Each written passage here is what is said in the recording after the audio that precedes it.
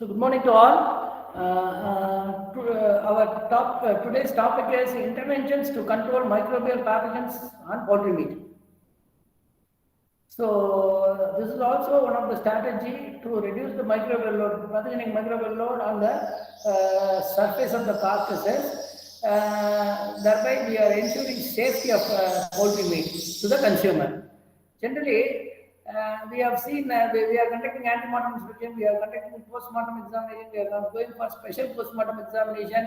Then when we do all these things and when we hygienically process a healthy bird and the carcass we obtain should be sterile. Am I right? So when we are conducting antemortem post-mortem inspection and when we hygienically process, the carcass should be sterile. Then what is then where from these pathogens come on the surface of the carcasses? Even though a healthy individual has to produce a sterile carcass, there are some unavoidable circumstances. Generally, you say the microorganism. If you take a live bird, the microorganisms are generally present in the intestine as well as feather. So when the bird is subjected to several unit operations, and they are also interacting with the environment. They are interacting with the food contact surface, and they are also interacting with the personnel or meat handler. So, if you do a small mistake in evisceration or the feather touches the carcass, the organism gets transferred from feather to the carcass or from the intestine to the carcass. Similar way, from the personnel, from the environment, from the air, the organism get deposited over the surface of the carcass. So if you process, if it is a healthy bird, the organism will present only on the surfaces, not within the musculature. So the organism on the surface has to be reduced so that we can ensure safety of poultry meat. So for that matter, we are doing all these interventions to reduce the pathogenic load over the surface, thereby ensuring safety of the poultry meat for the consumer. So whenever we talk about preservation, it is a continuous fight between the against the spoilage microorganism in the food product concern, and it is a continuous fight against the agents that causes health hazards. Mainly, when we talk about preservation, we are concentrating on spoilage organism. However, it also has effect on growth and multiplication of pathogenic microorganism also. Generally, meat is a good medium for growth of microorganism because it is rich in nutrient matrix which facilitate their growth and multiplication. So, what we have to do is, in order to ensure safety and quality of meat, we have to adopt adequate preservation technologies. In addition to that, the food safety is also top priority for the authority that supply meat to the public. And in addition to that, modern day customers, they demand high quality meat, and the meat should also be easy to handle, and it should be safe, and it should possess natural flavor and color, as well as it should have extended shelf life. To meet out the consumer requirement, the technology developer has to face the challenges to develop and place an effective technology in the production and processing of meat to fulfill their demand. So, for that matter, we adopt these intervention technologies both to preserve as well as to contain the pathogenic microorganisms that are on the surface of the carcasses. So, this presentation has been divided into 4 categories. The first portion mainly concentrates on spoilage. The first technique is effective mainly against spoilage organism. However, it has its own effect on pathogenic organism. Whereas the chemical intervention, biological intervention, and physical intervention, they are equally concentrated on both pathogenic as well as spoilage organism. So, if you take meat preservation technology, the first and foremost thing we are have in mind is the packaging, because the environment may further after processing, the environment may also contaminate your carcass. So, to avoid that, the packaging material should act as a protective covering over the meat that has been processed, and it also assist in preventing the pathogenic organisms growth. And usually in Western world, they are using vacuum packaging for the primal cuts, and modified atmospheric packaging for retail cuts to display the product in a pleasant manner. Though vacuum packaging is economically better than that of modified atmospheric packaging, that means economically packaging, the customer, to meet out the customer requirement, the map is being followed in the retail outlet. And two more novel packaging technologies are one is active packaging, the another one is intelligent packaging. They are also coming up in the recent days. And in case of active packaging, some of the additives are integrated with the packaging system, either as sachet or while preparing the packaging, we are co-extruding this additive with the packaging film. Or sometimes we are coating the additive on the inner side of the packaging material. So, by the way, these additives they brings about some technological function over the product. For example, these additives may be a moisture controller, or it may be an oxygen scavenger or generator, or it may be this additive may be a carbon dioxide or a odor controller, or it may be a flavor enhancer, or in some cases antimicrobial agents. What else the producer want to give to the consumer, he can incorporate accordingly. He can choose the additives from this list. So in our interest, we want to extend the storage life. At the same time, we want to curtail the growth and multiplication of pathogenic microorganisms. So we will take antimicrobial agent as additive. We incorporate this antimicrobial agent in the active packaging as a sachet, or we are co-extruding this antimicrobial agent with the packaging material, or we are going to coat the additives, that is antimicrobial agent, on the inner side of the packaging material to curtail the growth of both pathogenic as well as spoilage microorganism. So these are the some of the additives that are being added with the packaging material for some purpose. Right? Then we will see we will see some examples adding the sachet of agents to the packaging system. Usually carbon dioxide as well as chlorine dioxide are being used in the sachet.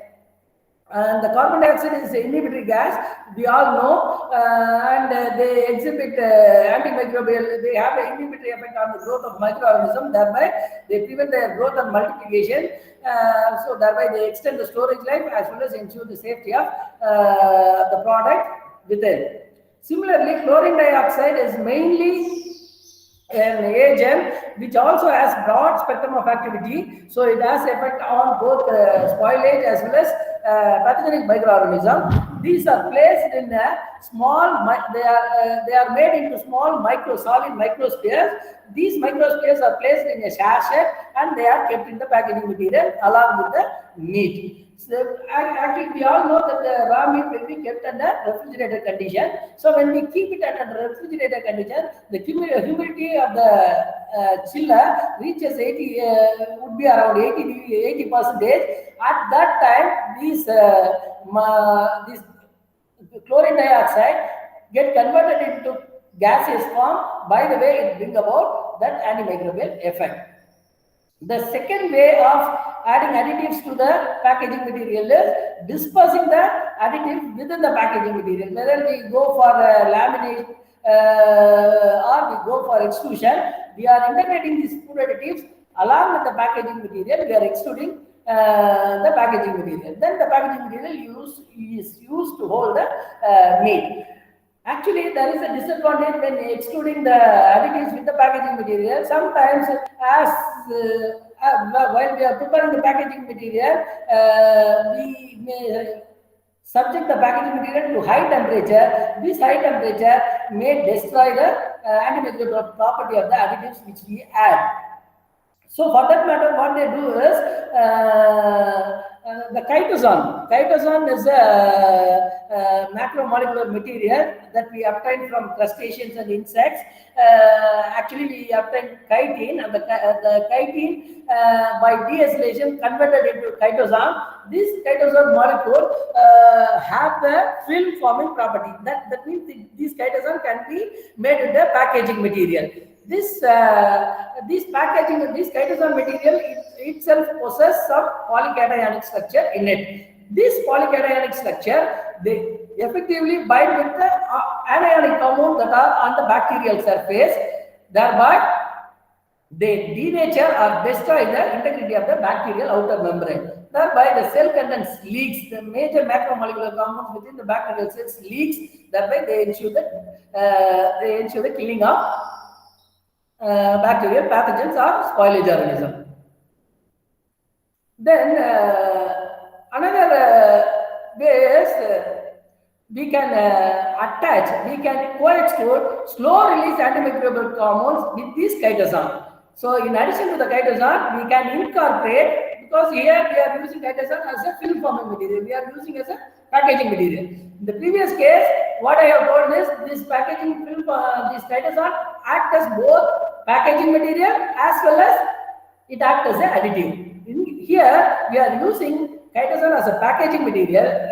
Into the chitosan, we are incorporating some other antimicrobial agents. For example, we are adding organic acid. That means we are co-extruding this chitosan and organic acid, and thereby we are getting a single film which possesses some additives such as organic acid or chlorophenolates. As we all know, this organic acid itself possesses some antimicrobial property. So, in addition to that polycationic structure that are present in the chitosan, this organic acid also contribute to antimicrobial property. By the way, the microorganisms on the surface of the carcasses are get reduced. And these chlorofenolins are also another type of compound, additive compound that is used over the gelatin, which is also having the potency to form a film. That means this gelatin can also be made into a packaging material.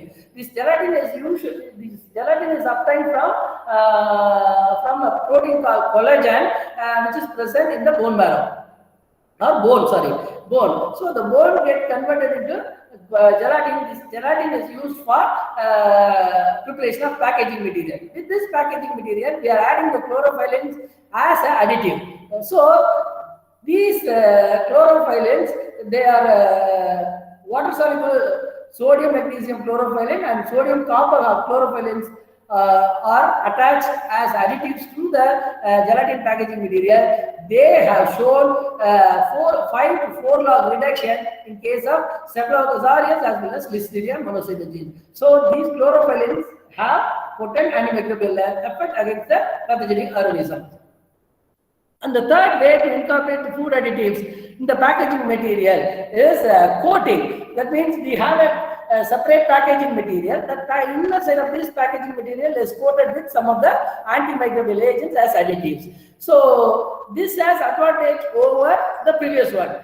The previous case, what we are doing is we are extruding both the additives and the packaging material in a single run. Here we have coated on the inner side so that the availability of antimicrobial agent would be more, and it will be more effective than the previous one. As well as in the previous case, we are exposing the packaging material along with the additive to high temperature. Because of that additive may lose their potency. So these are the reasons why coating is better than the extrusion.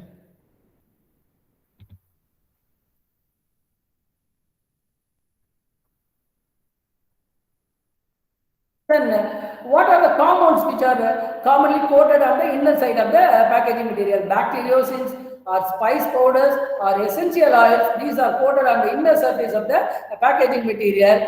Then the meat or meat products are placed inside. So what will happen is some of these packaging, these additives like bacteriocin or spice powder or essential oil in particular, they are volatile in nature. So what will happen from the coating material, it will get released in vapor form. It will reach as the headspace of the package. By the way, it will surround the entire meat that has been kept inside, thereby inhibit the growth of majority of the microorganisms. Then second group of intervention technology is chemical intervention technology. These are usually applied to the meat surface, because I already told you the meat from healthy animal is used to be sterile. However, the unit operation which are carried out in the primary processing unit, they contribute some of the microbial load, so that has to be reduced. For that matter, so what I want to say is the microorganisms are present only on the surface of the carcass, not within. So we have to remove the microorganism on the surface. For that matter, we are using certain chemicals over the surface of the meat to inhibit or kill the microorganism. Right? These antimicrobial chemicals mainly act by disrupting the cellular membrane of the bacteria, or they disrupt the other cellular constituents of the bacteria, or it interact or interrupt the physiological process of the bacteria. By the way, they kill or retard the growth of bacteria that are present on the surface of the meat. These are the mode of action for the chemicals that are used to for the chemicals that are used as intervention technology. And sometimes if you continuously use this chemical intervention, there is a chance for the formation of resident the organisms can develop resistance against the chemical which you use, so thereby resident microbial population may develop. That is one of the disadvantages with the chemical compound. Actually, Codex Alimentarius is an international organization related to food, and they have approved a list of food preservatives and their permissible level. And similarly, in the United States also, they have an approved list of chemical interventions as a decontamination technology to reduce the microbial load on the surface of the carcasses. And when you use the chemical interventions or chemical compounds to reduce the microbial load, whether it is the spoilage organism or pathogenic organism, there are certain disadvantages because when the operator's safety is compromised, because some of the chemicals we use may be hazardous, or some of the chemical compounds which we use may be corrosive to the machinery, and or some of the compounds which we use may be environmentally pollutant. For example, we are using trisodium phosphate, so for rinsing the carcass, so the rinse water will have high amount of trisodium phosphate that will cause environmental pollution and eutrophication in the receiving water body. Then some of the chemicals which we use have impact on organoleptic quality of the meat. So it may compromise the organoleptic quality. For example, it may affect the color or odor like that, or overall appearance may get affected while using such chemical. So thereby it may reduce the consumer acceptability. So the chemical technologies, intervention technologies that are commonly employed in meat industry. Let me see the commonly employed chemical technologies. First one is chlorine. This chlorine is used for carcass washing, which have a better antimicrobial effect, and it reduces both spoilage as well as pathogenic microorganism on the surface of the meat. As I told you, in United States, these chemicals has been approved at a particular concentration to decontaminate the meat Advantages of application of chlorine as a decontaminant is they are easy of application because if we dissolve the chlorine compound in water, we rinse the carcass or we immerse the carcass inside the solution for a stipulated period of time. So after that, the organism on the surface get exposed to this chlorine solution. By the way, they get killed. Then it is cheaper when compared to other chemical compounds that are meant for decontamination of carcass. And further, they are effective against most of the microbes. That means it possesses a broad spectrum of activity. It has effect on both gram-positive and gram-negative organisms. Their action, how they brings about antimicrobial property. They possess strong oxidative effect on the bacterial cell wall, as well as they involve in inactivation of some of the important enzymes that are required for carrying out the physiological function in the bacteria. At the same time, they brings about cleavage of DNA. These are the reasons why the microorganism get killed when get exposed to chlorine. Then there are several studies. They have shown that there is a considerable reduction of E. coli, O507 and Salmonella when we wash the carcasses with the chlorine solution. And reasonably good reduction in microbial load occurs when we use at the concentration of 200 to 500 ppm. This is another disadvantage. But we cannot use at this higher concentration because sometimes at this concentration, this chlorine compound results in the formation of carcinogenic compounds like trihalomethane. So the carcinogenic compound may be formed on the surface of the meat that is getting treated. So we have the use concentration is reduced to several folds below this 200 to 500 ppm. And in the presence of organic matter, these the activity of chlorine compounds get nullified, or the activity of chlorine compound get reduced. So, for example, this cannot be applied before slaughtering because, for example, if you take a bird which has soiled over the surface, if you decontaminate the entire carcass, if you decontaminate the live bird with the chlorine solution, it won't be effective because of the presence of large quantity of organic matter. So that is one of the disadvantages with the chlorine compounds. In Australia and European Union, they have specified that the chlorine concentration that is being used in chill water should not exceed 10 ppm. You know chilling of carcasses. We have studied about primary processing of poultry, in which one of the unit operation is chilling. In the chill water, they will add 10 ppm of chlorine. That has been allowed in Australia and European Union. Whereas in the United States, they have permitted to use chlorine at a concentration of 20 ppm for poultry wash and space, and 50 ppm at chill tanks. So this is the permissible level for chlorine. And the second compound is organic acids and their salts. They also possess better antimicrobial effect, and they can also be used as a decontaminant to reduce the microbial population on the carcass. The one thing I want to say is the initial microbial load on the carcass surface also determine the storage life of the product. That is also the reason for decontaminating the carcasses. What we expect is we have to extend the storage life. At the same time, we have to reduce the pathogen on the surface. That is the purpose of doing decontamination. So the decontaminant has to do what it has to do. It has to reduce both spoilage organism and pathogenic microorganism. These organic acids has been permitted. They are generally recognized as safe chemicals. They can be used to wash the carcasses. In aqueous solution, they can be used to wash the carcasses. They have better antimicrobial effect. They will reduce the microorganism on the surface. And the use concentration is 1 to 3%. Another advantage with organic acid is they have some delayed effect. If you apply today, and it will have its effect for several days. So this delayed effect is advantage. Whereas in case of chlorine, you won't expect such delayed effect.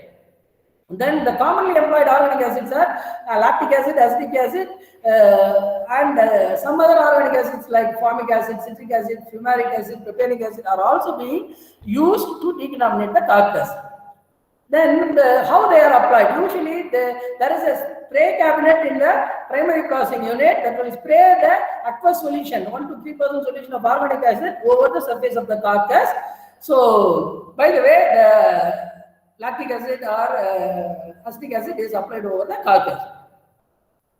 So, in United States, what they are doing is they are adding the organic acid in the chill water itself. So, that also can be done.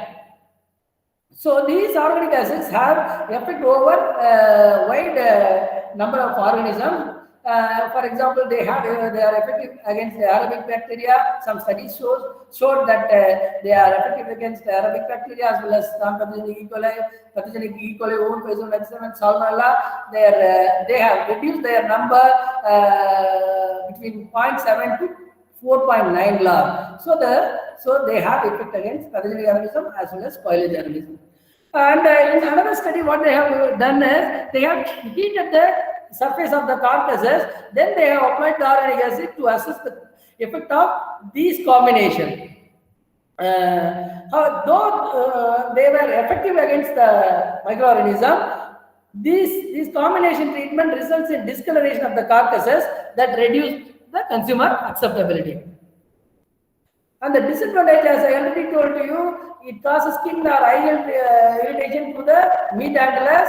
And when we use these organic acids, they tend to corrode the material, corrode the machineries. As they are acids, they corrode the machineries. Then another concern with organic acid use is formation of acid-resistant bacterial cells. If the organisms chronically exposed to these organic acids, they may develop resistance. Then another chemical that is being used as a decontaminant in carcasses is peroxyacetic acid, also known as peracetic acid. They are acting as an antimicrobial agent by their high oxidizing potential. Due to oxidation, there is disruption of cell membrane of the bacterial cells, which causes cell lysis. Ultimately, the bacteria die off. Whereas for the function of chlorine, particular temperature range and particular pH range, the chlorine will be highly effective. But with respect to peroxyacetic acid, they can be applied wide temperature range. For example, the carcass at chill temperature, or the carcass at room temperature, or carcass at 40-degree temperature, fresh carcass can be applied with this peracetic acid. But it is not the case with chlorine. And also, the peracetic acid are capable of acting as antimicrobial agent at wide pH range. Even the product pH may be 3 or the product pH may be 7.5, we can apply peracetic acid as an antimicrobial agent. Usually the primary way by which the peracetic acid applied over the carcass is rinse. To rinse the carcass, we will prepare aqueous solutions of peracetic acid that will be applied over the surface of the carcasses. And it can also be used as organic acid. It can be also be used during spray chilling of carcass. We can add it with the spray chilling water, then it may be sprayed over the carcass also. So there is no problem in it, because the peracetic acid, when they combine with water, they break down into acetic acid and hydrogen peroxide. These reactant products are not harmful, so it can be applied in spray water also. So they have conducted several research work on peroxyacetic acid as decontaminant, but the results showed they are not that much effective as an antimicrobial agent for decontamination of carcasses. In one study, it has shown that the E. coli own H7 and Salmonella typhimurium has been reduced just 0.2 log organism only get reduced. They have inoculated a known amount of organism over the surface of the carcass. Once the organism get attached, they are treated with this peracetic acid, but the reduction was just 0.2 log. Even when they have increased the concentration 3 times than the recommended level, the level of reduction was just 0.2 log. So it all shows that the peracetic acid alone is not a good agent as decontaminant. So it has to be used with some other decontaminant in combination. Then another chemical decontaminant that is used to decontaminate the carcasses are acidified sodium chloride. They are also exhibit their antimicrobial effect due to their oxidative potential. So when they are left in aqueous solution, these acidified sodium chloride, they form chlorous acid. Especially in the acidic solution, there will be formation of chlorous acid. This chlorous acid is responsible for oxidative effect. In turn, they have antimicrobial effect. However, their effect as disinfectant, their effect as decontaminant depends on several factors. It is the type of acid used. I already told to you that they are effective in acidic solution, right? So when we add this acidified sodium chloride in water, which is a neutral pH, it won't give you that much antimicrobial property. So for that matter, what we have to do is the water has to be acidified. For that matter, we will use some acid to acidify the solution. The acid which we use will determine the antimicrobial property of acidified sodium chloride. Then the method of application, whether you are applying by immersion or rinse, or you are applying by spray chile, that will influence the performance of acidified sodium chloride as a decontaminant. And finally, the contact time with the meat surface is another factor that determines their efficacy. Then in a study, in an inoculation study, they have found they are effective against non-pathogenic E. coli as well as E. coli 157 and Salmonella typhimurium, and they have reduced the number of organisms by just less than 1 log organism.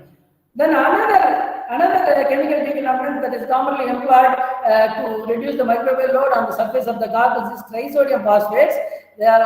These products are highly alkaline in nature. The pH itself would be around 12. At this pH, it removes the fat on the surface of the carcass.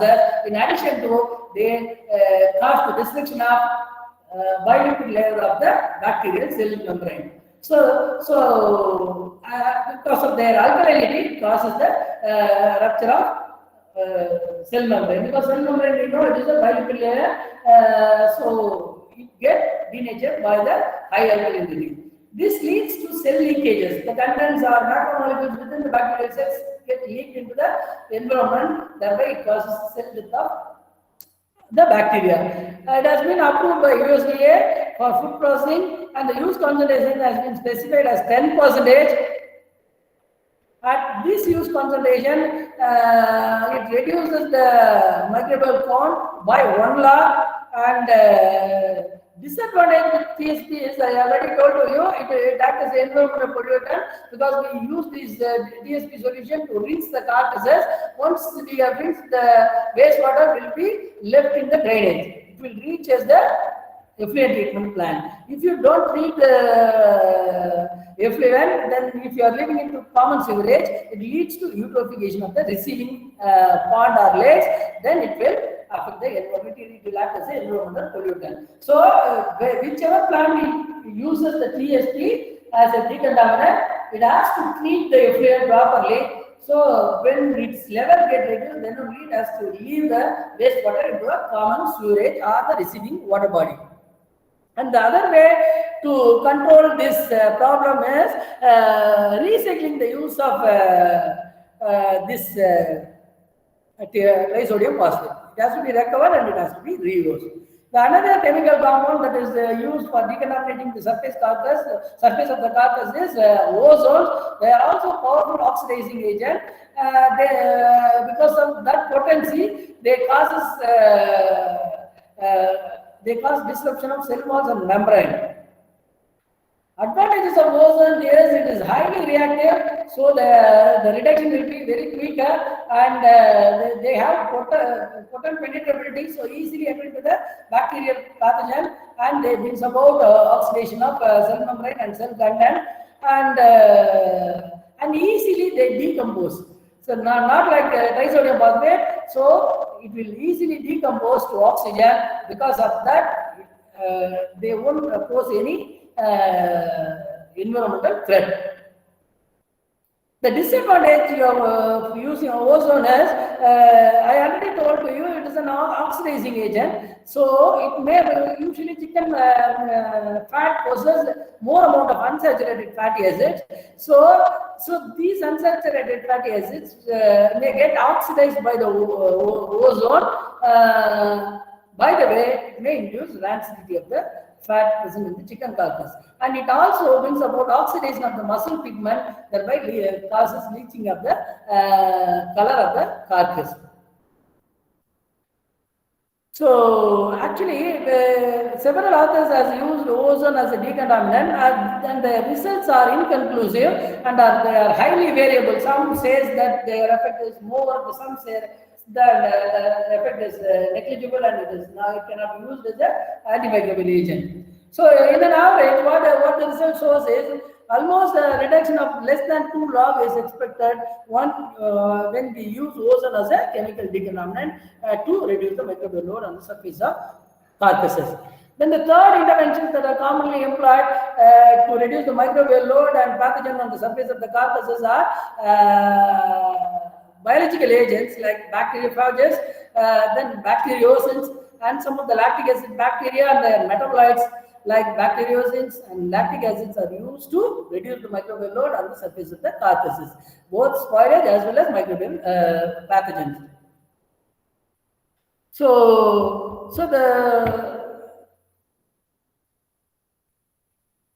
Then plant extracts and essential oils. So these plant extracts or these essential oils and some of the secondary metabolites that is obtained from the plant, they have effect on the growth of bacteria, yeast, and mold. So some of the antimicrobial compounds that are present in the commonly found in the plants are the essential oil fraction of the plant. These essential oil fraction present in different parts of the plant. For example, in case of rosemary and oregano, the essential oil present in the leaves. Because why we study about essential oils is these essential oils have a potent antimicrobial effect. So the essential oil obtained from rosemary and oregano leaves, as well as some of the essential oil found in the clove, especially in the flower or buds of the clove, and pulps of the garlic and onion. Similarly, seeds of fennel and parsley and fruits of pepper all possess some essential oil. They have some antimicrobial property, so that can be used as a decontaminant on the carcass surface. They also inactivate the bacteria and inhibit production of undesirable metabolites. These compounds have the potential to inactivate the bacteria as well as inhibit the production of undesirable metabolites produced by the bacteria. Right? They are effective against both gram-positive and gram-negative bacteria. However, their effect is more over gram-positive bacteria when compared to gram-negative bacteria.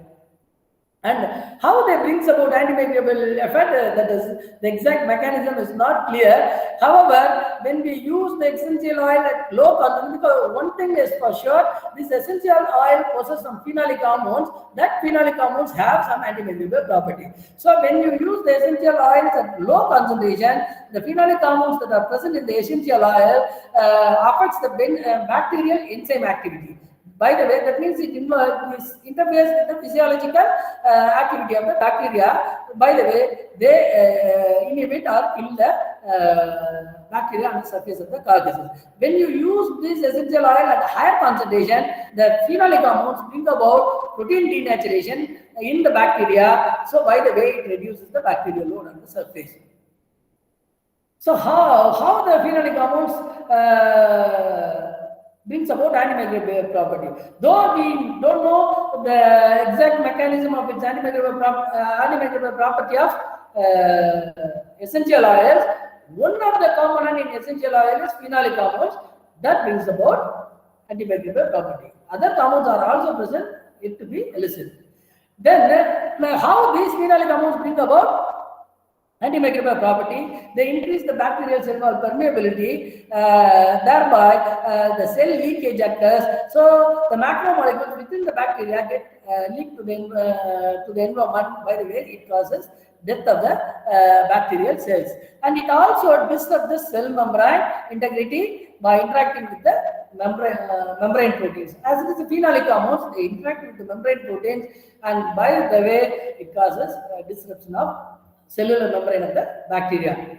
And a study has shown that there is a 1.12 reduction, log reduction of E. coli 0157 on beef carcasses, with the carcasses coated with 1% oregano essential oil. So it all clearly shows that essential oil possesses some antimicrobial properties that potency can be exploited in decontaminating the carcasses. Then other biological compounds that is used is bacteriocins. These are antimicrobial peptides or proteins produced by the bacteria. They are different from antibiotics that are produced from the bacteria. These antibiotics are secondary metabolites of bacteria.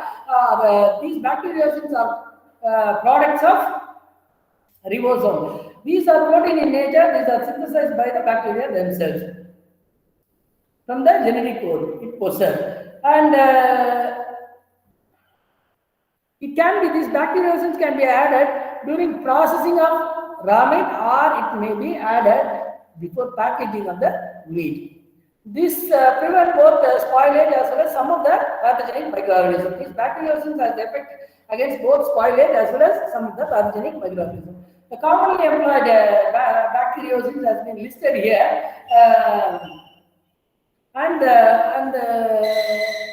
The bacterial strain that produces the bacteriocin has also been shown in the list, and where these bacteriocin is commonly employed also been mentioned there. So nisin is one such bactericide that is being produced by Lactococcus lactis. In one study, they have used nisin as a spray over the surface of the beef carcass. They have found that there was 1.8 to 3.5 log reduction of Bacillus thermospecta and Corynebacterium divergens and Listeria inactiva organisms. And one author, Tiwari et al., has claimed that these bacteriocins they are not targeting one particular site in the bacteria. They target on several sites of the bacteria, so thereby they brings about destruction of bacteria swiftly. And further, as the organism get destroyed within a short period of time, there is less chance for mutation of the organism. But later authors like Martinez and others, they have shown that it is not like so. Within the bacteria, certain strains were in this study. Within the bacteria, certain strains were resistant to bacteriocins and certain strains were not resistant to, they were susceptible to these bacteriocins. So because of that, he concluded that the resistance also develops against the bacteriocins. Then when you use these bacteriocins in the model system in the laboratory, and it brings about in inoculation studies, they show when you inoculate in culture media and you add bacteriocins, they show potent antimicrobial property. But when we add the same bacteriocins in the food menu stuff, they show reduced or significantly lower antimicrobial property. This is due to binding of this nisin with some of the food components, thereby they could not perform its activity, or inactivation of this nisin by the enzyme. I already told you the protein in nature, so the enzyme in the whole bacterial cells may inactivate the nisin because they may go for proteolysis. Then precipitation of this nisin and uneven distribution of the nisin over the food matrix. These would be the reason. These are the reasons why the performance is highly variable. In some occasions it is performing well, in some occasions it is not performing well. Then the limitations in using bacteriocins as a decontaminant. As I already told to you, it interacts with the food components. For example, it interacts with phospholipids present in the food medicine because our muscle cell, we are using it in meat, muscle cell possess phospholipids.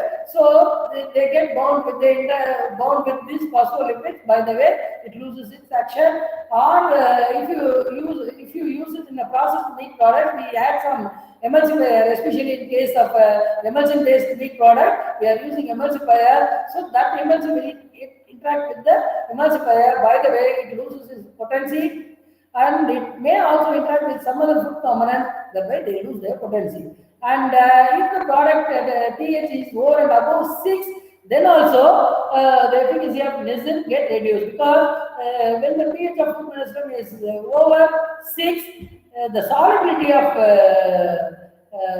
your bacteriocin get reduced. So because majority of the bacteriocin get solubilized in the aqueous solution at pH below 6. So when your food medicine is over and above, then it won't get solubilized. Once it gets solubilized, then only it gets distributed over the aqueous solution. Hence, it doesn't have that much effect. Low solubility at pH above 6, and inactivation by formation of nisin glutathione adduct. Glutathione is a compound that is present in the muscle tissue, and in the animal, when the bird was alive, this glutathione involved in multiple roles.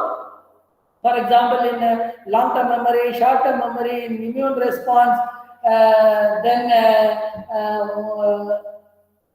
these are the some function that is being carried out by the glutathione when the bird was alive. Now, when we apply the nisin to the carcass, this nisin get coupled with this glutathione. Thereby, there will be formation of nisin glutathione adduct. So, when they get coupled with this glutathione, their activity is reduced. Then another biological agent that is being used as a decontaminant is bacteriophages. These are nothing but they are viruses of bacteria. So they are commonly used for inactivation of Listeria monocytogenes, and they are gaining popular in the processing plant. They are generally considered to be safe, and they are highly host specific. So, host specific means if you have several strains of Listeria monocytogenes, for example, 1, 4, 2, like that, if you develop a bacteriophage, that bacteriophage will be specific to a particular strain. For example, if you develop a bacteriophage for strain 4, it will be killing only that particular strain. It won't have any effect on strain 1 or strain 2. So that is a limitation also here. So if you apply these bacteriophages, it will be, as it is a host specific, it will attack only the host that is specific to that particular bacteriophages. So other organism, other strains that belong to the same species won't get affected by this by this bacteriophages. So another thing, another limitation with bacteriophages are these bacteria develop resistance against these bacteriophages. That is another issue with respect to use of bacteriophages. And the third thing is advantages. They won't pose any environmental issue because they are biological compounds, so they get destroyed in the environment easily. So they won't pose any environmental issue. Then the fourth and last group of compounds that we use for as intervention technology to reduce the microbial load on the carcass is physical intervention technologies. They have several advantages. One is they won't leave any chemical residues on the surface of the carcasses, and meat quality parameters are highly preserved. For example, the nutrients won't get damaged, and the organoleptic quality like flavor, appearance, and tenderness won't get much affected. So this is the advantage with respect to physical intervention technologies.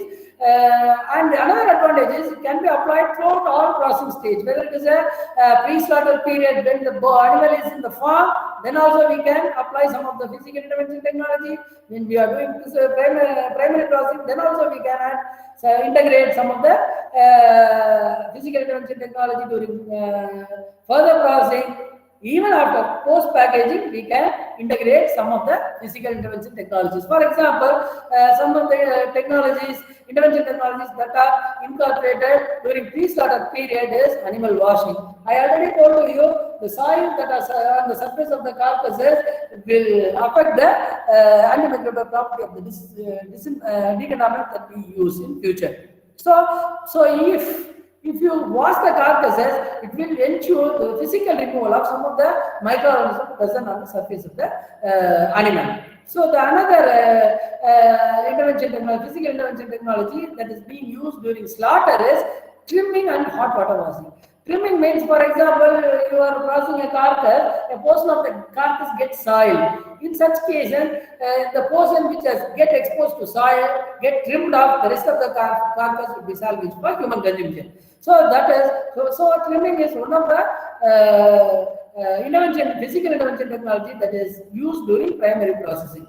And hot water washing. So once the carcass, once the live bird get converted into the carcass, we can go for a hot water culture washing. Thereby, we can reduce the initial microbial load over the carcass. The hot water washing is one of the physical method of this physical intervention technology to reduce the microbial load over the carcasses. Similarly, during post packing, after packing the meat into the packaging material, we can subject the packed meat to irradiation, or we may subject the packed meat to high pressure processing. So by the way, we can reduce the microbial load on the surface of the carcass and cut. So what I want to say is the physical intervention can be applied on a farm to fork approach.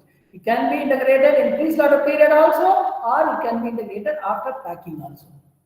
Then what are the physical intervention technologies are available that we will see. One is steam pasteurization. It is a commercial antimicrobial carcass intervention process. Already some of the major processing plants in Western world use this, and it is widely adopted by majority of the processing industries. So this steam pasteurization process treatment involves 3 steps.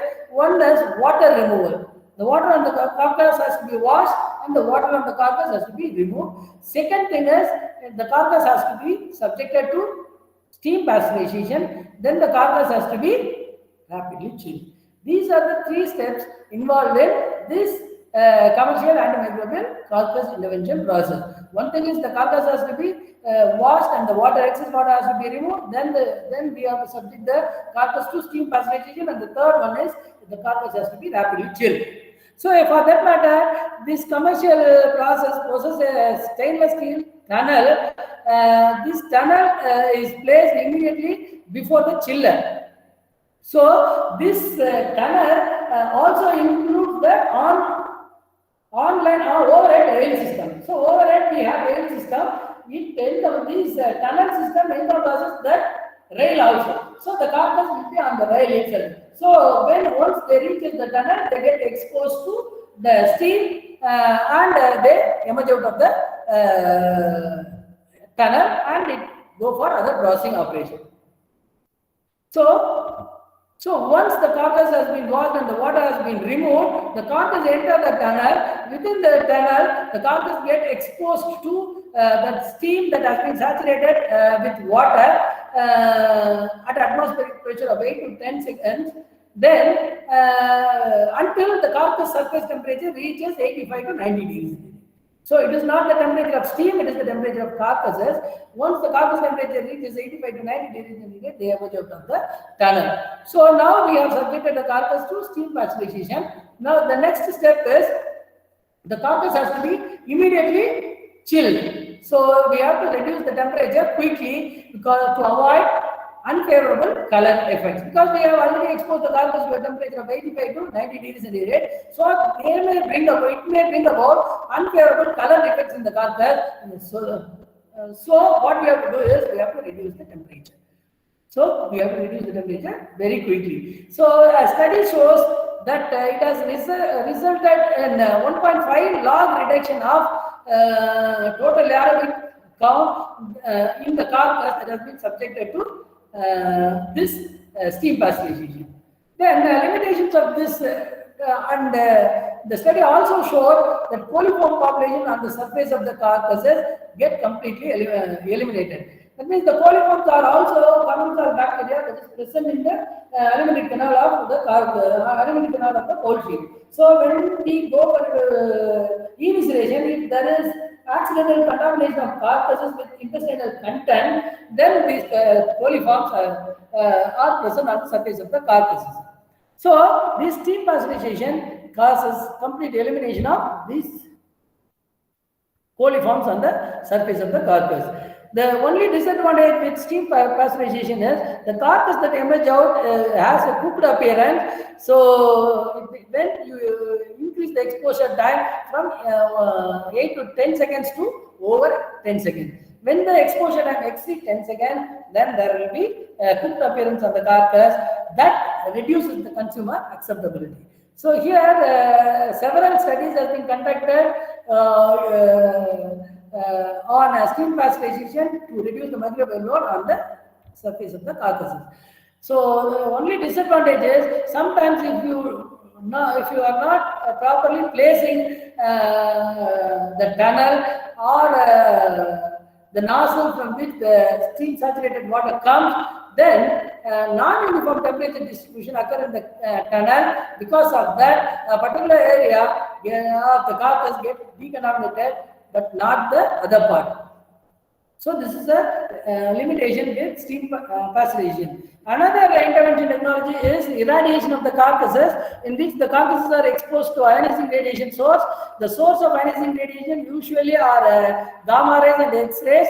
The source for gamma rays usually employed is cobalt-60 and cesium-137, and X-ray machine that operate at 5 mega electron volt also be used. This X-ray is also being used, and similarly some electron generating machine that operate at 10 mega electron volt level, below 10 mega electron volt level, can also act as a source of this irradiation rays. And how they brings about antimicrobial effect once these rays from these sources are passed over the food, they primarily target on the food particles, some of the food particles, thereby cause ejection of electron from the atoms and molecules that are present in the food. So the ejected electrons further hit the water molecules that are present in the food. We all know that the meat possesses nearly 75 to 80% water. So when you expose these meat particles to irradiation, what will happen? The rays from the cobalt source or from cesium source attack some of the atoms and molecules within the food component. By the way, they liberate some of the electrons. That electron further hit the water molecules, and by the way, there will be formation of some radicals.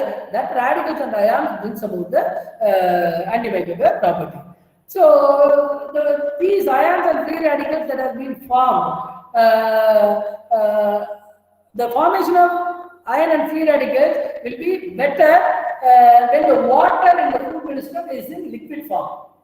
If the water in the food ministrum is in crystalline form, as in case of ice, then the ion as free radical formation, that means hydroxyl radical formation will be lesser. So the antimicrobial effect also will be lesser. Or otherwise we can say that we require more dose of irradiation to generate more amount of hydroxyl radical. Because this hydroxyl radical brings about antimicrobial property. So what I want to say is, if a food ministrum possesses water in liquid form, there will be increased formation of hydroxyl radical. If the water in food ministrum is in crystalline form, for example, frozen foods. In frozen foods, the water within the carcass or abstracts will be in the form of lattices. So we require high doses, or we can say there will be comparatively lower level of production of hydroxyl radicals. And if it is a dried product, the very few number of hydroxyl radicals only be formed. So what I want to say is, in dried products, the irradiation will be less effective when compared to products in chilled condition. So these hydroxyl radicals, they brings about antimicrobial property. They are also high oxidizing agent, and these agents they form stable products with large molecules and compounds such as DNA, protein that are present in the bacteria. By the way, they kill the microorganism. So in addition, these irradiation, these hydroxyl radicals also damage the cell membrane, thereby leads to cell leakage and thereby cause the death of the microorganism. So this irradiation process are commercially applied on red meat as well as poultry. In India too, it has been permitted in poultry meat. So, and this irradiation is mainly used to control pathogenic organism rather than to increase the storage life. So it has more effect on pathogenic organism. So to control the pathogenic organism, we are using this irradiation method. And then in USDA, they have approved the irradiation of poultry meat to control the pathogen. The usage level accepted is 3 kg. This is the same amount that has been approved by our PFA 1954. So previously we had a mandatory law known as Prevention of Adulteration Act 1954. In that it has been permitted, but now the act has been repealed. That has been enacted to Food Safety and Standards Act 2006. So if you want to irradiate a frozen poultry, as I already told you, the water molecule will be in a lattice form. So the amount of hydroxyl radical form will be very less. So to increase the formation of hydroxyl radical, we increase the irradiation dose to 3 to 5. Oh. So we will rush up. The limitation of irradiation are it may cause lipid oxidation. I already told you they possess unsaturated fatty acids. They cause oxidation and they cause color changes as well as by causing deamination of myoglobin, and they decrease the water holding capacity by causing denaturation of protein, and they alter the texture also. And in addition to that, we are using high frequency heating and we are using huddle technology as a physical intervention technology to reduce the microbial load on the surface. In addition to that, the new trends like intelligent packaging and high pressure processing, pulsed electric field, pulsed light, ultrasonic technology are in pipeline that is being commercialized in some of the processing plants. And oscillating magnetic field and natural antimicrobials are also gaining interest by the processor, and they are integrating in their processing plant.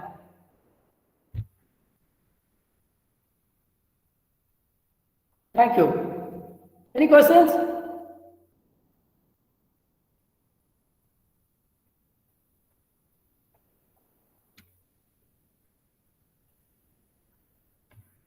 Any questions?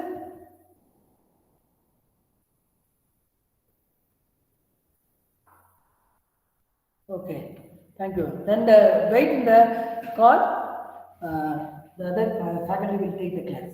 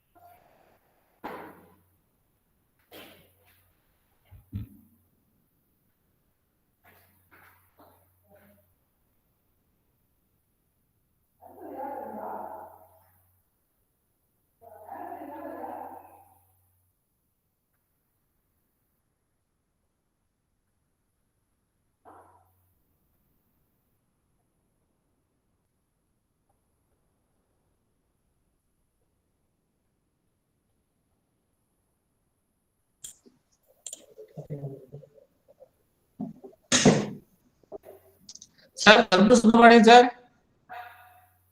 Yes, please. Sir, good morning, sir. Good morning, sir. Yeah, I'm available here, sir. Yes, please. Sir, you can start presenting, sir. I may continue, sir. Yeah. May I continue? Yes, sir, you can continue, sir. Dr. Kalpata Subramanian is a faculty in College of Food and Dairy Technology, and he's majoring in food engineering. He will share his knowledge on equipment that are being used in poultry processing plant and hygienic design of poultry processing equipment. Thank you. KSPF. Thank you, sir. Thank you, sir. Thank you, sir. Thank you, sir. Thank you. It gives me really, yeah, namaskar, vanakkam to everyone. It gives me immense pleasure to be part of this faculty development program hosted by College of Poultry Production Technology, OSU. Thank you, sir. Thank you for the opportunity. Today, we are going to discuss about equipment design for hygienic processing of poultry. So regarding that, I have planned a small 2 minutes, 33 seconds video, YouTube video only, obviously. So that may be the base for our discussion. So later we will continue our PowerPoint presentation.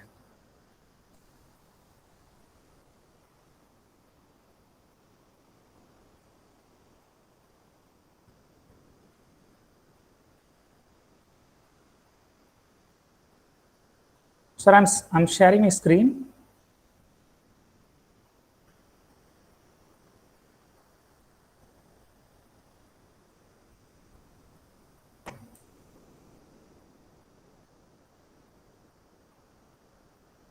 Can you see the slide, sir? Can you see the video clipping, sir?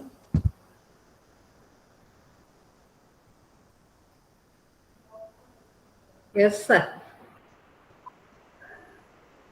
Yeah. Yes, sir. It's visible. Yeah, thank you. Okay, there is no audio, sir. Yeah, ma'am, I'll explain. Okay. So this is a mini meat grinder. It's a mini meat grinder. So how the simple design it is.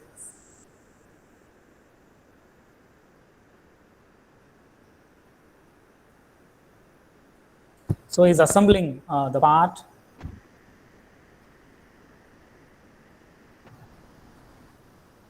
So it's a liver.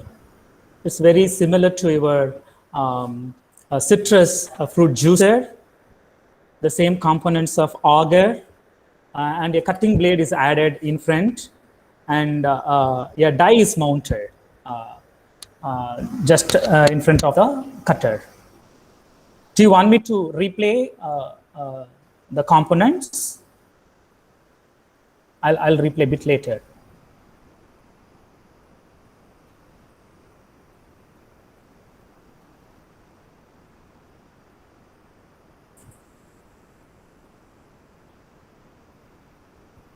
So you can manufacture sausage also using this mini equipment.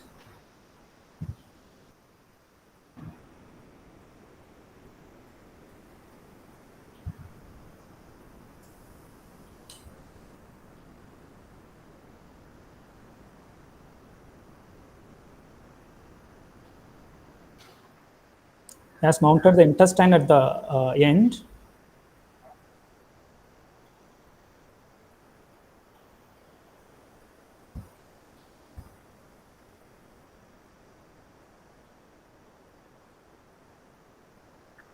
So one machine with multi-purpose.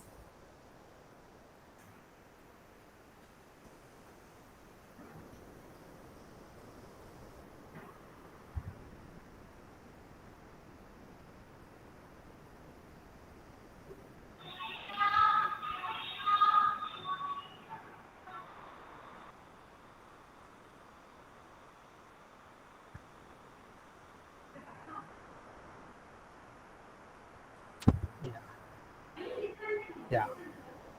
I hope you might have enjoyed the small innovation made by common people. So let me start my slide right now.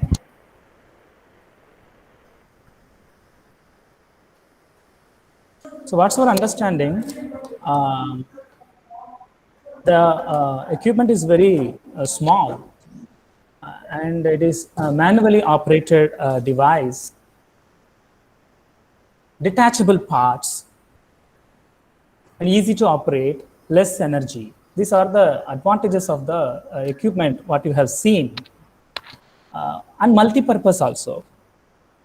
So that's the purpose of a machine. Why we are going for a machine? Why we are going for an equipment? To minimize the human drudgery. And it must be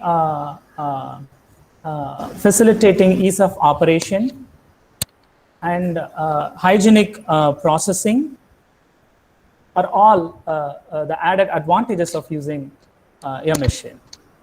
So as part of today's discussion, equipment design for hygienic processing of poultry, so you may ask me and you may wonder why equipment design is kind of engineering concept is being discussed as part of the faculty development program that is mainly devoted for the poultry processing. So everywhere we are ending up with engineering interventions and engineering marvelous, obviously. Even in our cooking, in our home, what you are doing, you are using pressure cooker nowadays. Without pressure cooker, people can't able to cook. Yeah, I used to call, whenever I teach to our students, that this is Alauddin Arpuda Vilakku in each of our home. So I wish to translate in English because some of our friends, those who are participants here are outside of our state, so they can't follow me in Tamil. So Alauddin Arpuda Vilakku means it's the magic lamp of Alauddin, right? Because it's shorter time, so we are cooking food with a lesser time and it saves time and it minimizes the uses of utensils so that the people, those who are involved in cooking, they are feeling somehow comfort. That's the idea. So what's the science in a pressure cooker? Higher temperature and higher pressure. Okay, at the room temperature, say at the room pressure, it's 1 atmospheric pressure. The boiling point of water is 100 degrees Celsius. But when you increase the pressure, the boiling point of water is being elevated. Okay, so in the pressure cooker, almost the temperature would be of 120 degrees Celsius and the pressure would be of 1.5 bar, so that the quick cooking of the food is taking place. So I used to wonder the innovation because in each home we are creating a micro environment in which you can develop the temperature you are interested, you can develop the pressure you are intended. Okay, with that background, because why I'm discussing this, why this topic is related with us, we are always preferring machinery instead of going with manual methods, because the manual methods are drudgery and labor intensive, and it is not hygienic practice. The human intervention is risk of hygienic handling and processing of food material, say in our case, the poultry. So we are always preferring equipment or machineries for mass production or even at your home, the same kind. So what's the thing here? So it is the need of the hour to know about the concepts of engineering, because when we are working with machines, we should know the fundamentals and basics about the machines, and then right design of the machine, so that we can holistically work with the system for maximum throughput. So I used to say that engineering is a common man's science. Okay, most of the innovations are not made by engineers, whereas the necessity is the mother of innovation and invention. So based on that concept, so all the engineering innovations evolved based on the need and by the common people. right? So now let us discuss about a bit of poultry processing and its related machineries, and what would be the right machinery and right design that we have to adhere to, that we will see here. Say the global processed food market is projected to reach 573 approximately 574 billion by 2026, with a cumulative annual growth rate of 3.9%. So the processed food market is having its higher scope in the near future. And with that background, the poultry meat contributes 39% of global meat production, whereas India accounts for 36% of Indian meat production. The current processing levels in the poultry are 6% in India, and it is expected to rise in successive years because of the changing behavioral, the food behavioral of the people and consumers. So why this change? Why there is an increasing trend on the processed foods? Because the people are expecting varietal foods, and the job-going nature of the people. So both a mother and father is going job. So in another way, husband and wife is going job. So they are not finding right time. So if they have a processed food, so they can go with the minimal processing, and they can save their time, and they can have a variety of food at minimum spending of time. Then the socioeconomic background. Nowadays, the people are ready to spend money. That is again a reason for the thriving of processed food. Then convenience.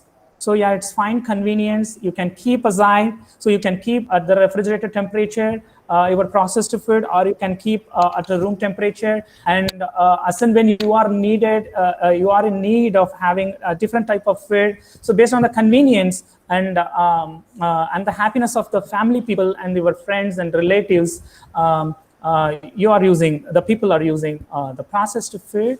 And then marketing strategy, more advertisement, I used to say.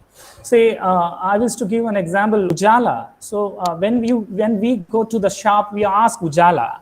When we go to the shop, we ask Dalda. Okay, but Ujala is not the name of the object. It's a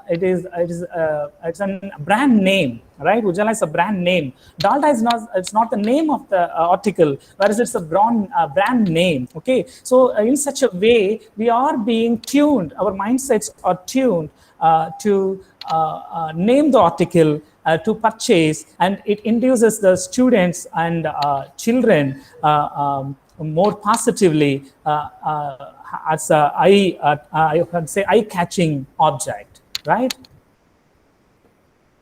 So in case of poultry processing, there are many processed products of poultry nowadays. It's dominating in the market, particularly in supermarkets. The poultry processing is classified into three ways: primary processing, secondary processing, and tertiary processing. All are obviously know the things. The secondary and tertiary processing is put together called further processing, and the primary processing involves slaughtering, say stunning followed by slaughtering, scalding, defeathering, evisceration, washing, and chilling. All these discussed in the past class. Even Selvan are also explained in each of the unit operations, what's the load of the microorganisms, how to eliminate all those things. He discussed wonderfully. So I'm covering the things in the poultry processing, say the machineries and the unit operations in the poultry processing. So I wish to make the session is more interactive, not of one-way session. So education is always a two-way session. So as and when, if you want to interact, you can stop me and then you can interact with me. I will be asking also questions so that it will be more lively than more of monotonous. So what do you mean by equipment and machine and a device? Do you have any differentiation among these words, equipment Um,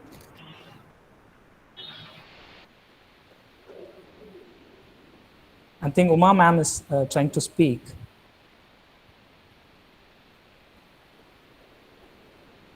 Equipment, Sir, pardon, device, sir? and machinery. What's the difference between equipment, device, machinery?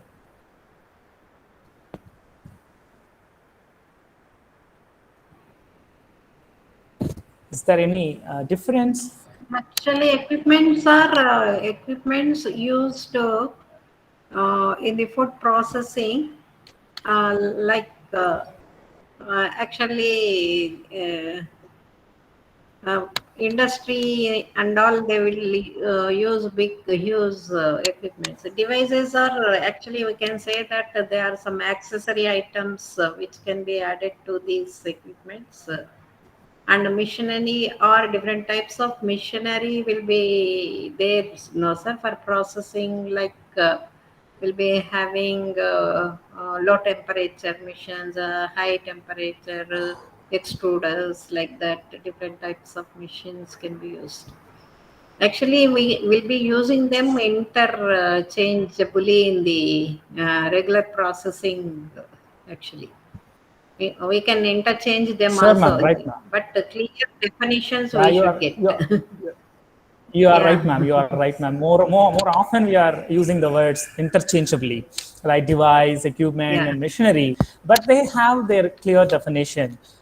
What's that machinery? It's having its own energy to run the device. Say in another way, they'll be incorporated with the electrical motor or engine because they have the source of energy to run the moving parts in another way. That is machinery, right? Whereas the device, they don't have the source of energy to actuate the device, right? So simply your device, how I can say, it's a refractometer. We'll be using the refractometer to find out the TSS, right? It's a device, okay? It's not having any source of energy. It's not added with any thing, so that we cannot call it as equipment. Say we cannot call it as device. We can call it as a device, whereas the machinery, say your plucking machine, okay, the feather plucking machine, it is again a machine. Say you see the scalding a machine, you are saying the scalding machine. When you just put up the hot water and you just dip into the hot water your birds, then you cannot call it as a scalding machine, it is a scalding device.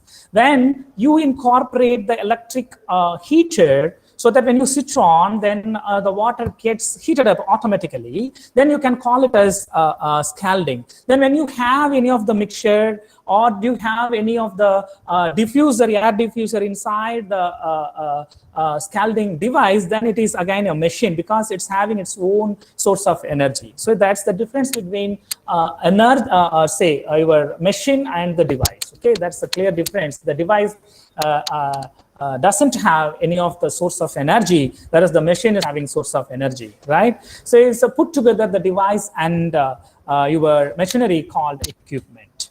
Okay, that's a minor difference. So now let's see what's the further processing. So we have seen what's the primary processing, what's the various unit operations, common unit operations involved in the primary processing. Now we'll see the further processing. What are further processing? Say it's after primary processing. It involves the secondary and tertiary processing. It is maybe of shading, forming, emulsifying, marinating, coating, and various cooking methods, say steam, frying, all those things, various cooking methods, smoking, and chilling and freezing systems, and packaging. These are all put together further processing. So everywhere we are using machinery. Everywhere we are using machinery. So how I want to classify the machineries in the poultry processing. So I want to classify the machineries on seeing overall observation about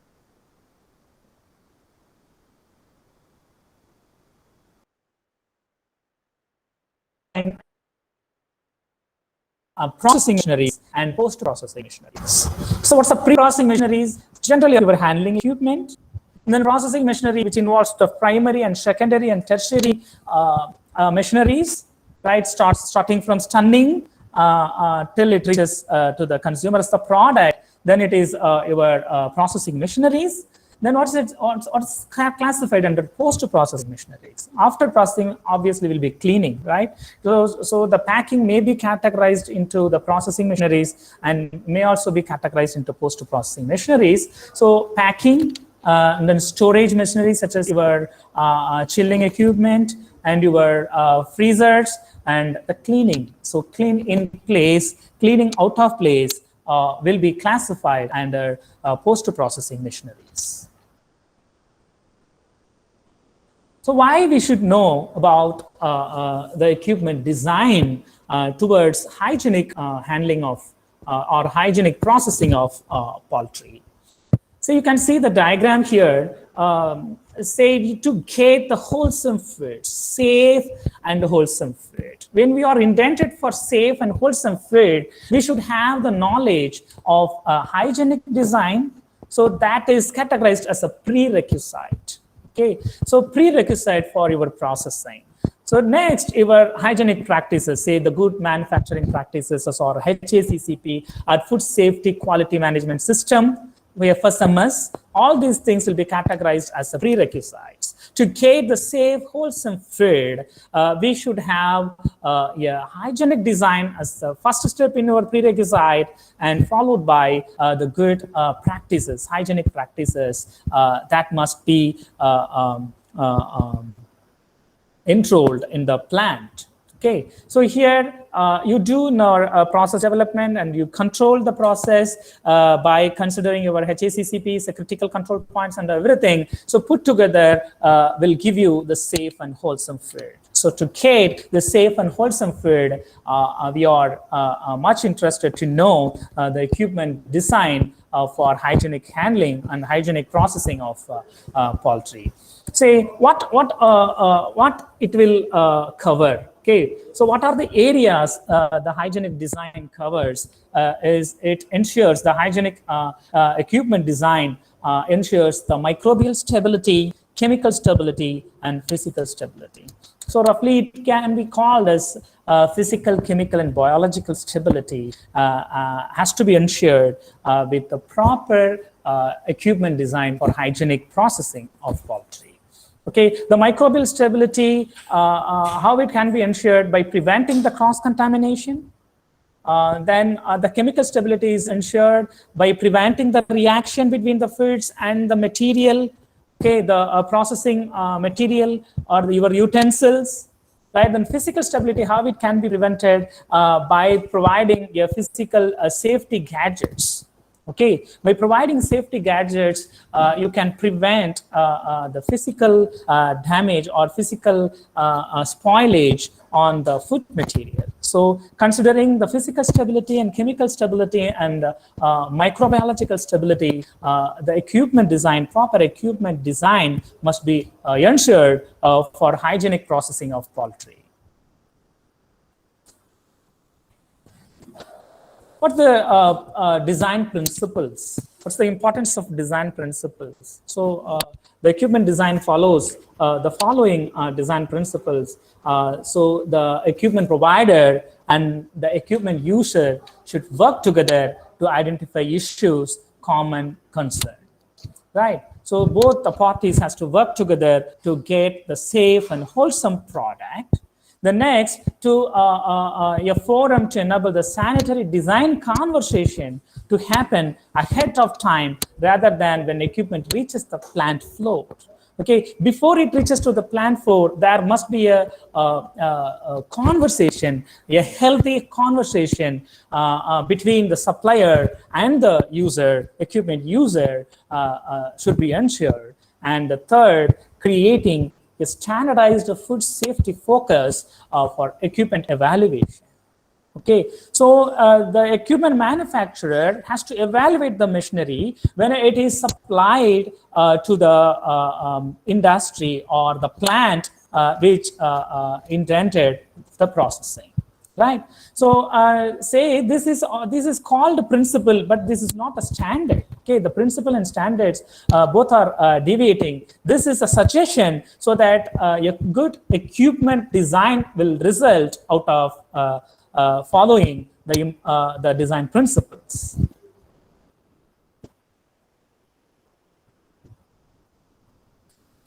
And this is the AMI, American Meat Institute's 10 principle towards sanitary design. So what they are telling, so any of the machinery which is designed has to be considered these 10 points so that the resultant will be of hygienic handling and processing of the food which is processed using the machinery. Right? So first is cleanable to a minimum microbiological level. Your design should ensure proper cleaning. That is the paramount importance in the design principle. Okay, so the video you have seen, it was dismantled already. Then when it was expected to run the machine or run the device, it is mounted. Okay, it is fitted back, and the same was operated. Okay, so in such a way, if it is possible, proper dismantling and cleaning of all the parts is the right and paramount concept of the principle mentioned here.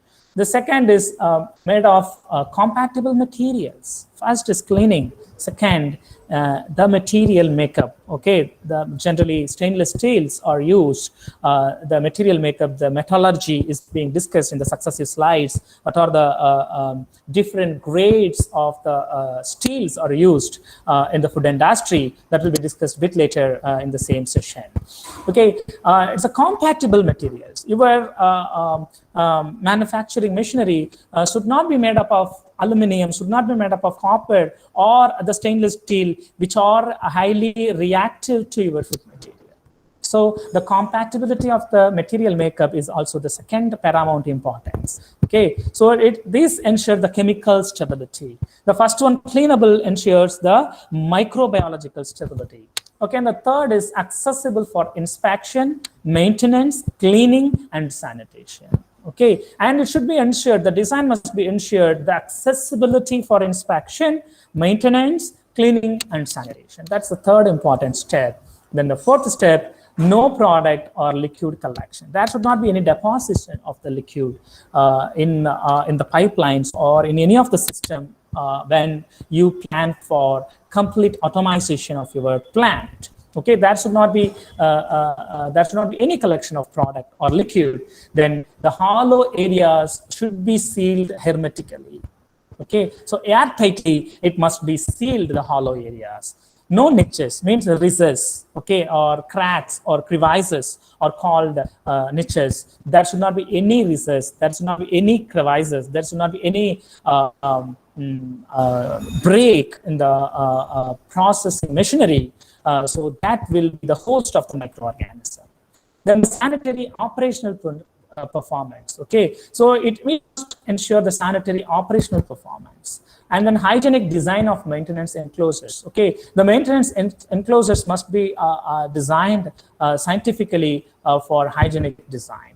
Then hygienic compatibility with other plant systems. So when you drain one-way processed your food material, say your poultry product, and it has to be easily transferred to the next unit operation or the machinery which is involved in the next unit operation. That's the concept. So it must ensure, the design must ensure the hygienic compatibility with other plant systems. Okay, other plant means next unit operations, right? So when you are doing, say, the pre-processing, so the next to pre-processing, there must be the compatibility so that it is easily moving to the secondary processing and tertiary processing. That is called hygienic compatibility with other plant systems, right? Then the third point, the final point is validated cleaning and sanitizing protocol.